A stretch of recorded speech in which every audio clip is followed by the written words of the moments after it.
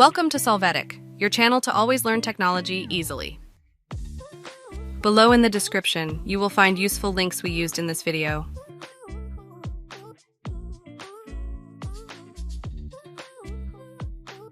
Today in Solvetic, we will see how to center image on Word doc. Open your Word document so you can see the image to center. First, select this image. When doing so, from the Home menu, click Center.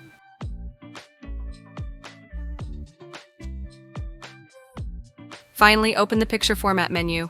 There, display the position options and click on Position in Middle Center with square text wrapping.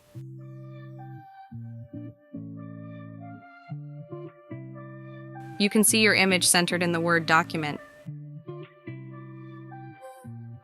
Hey, remember to subscribe Solvetic channel.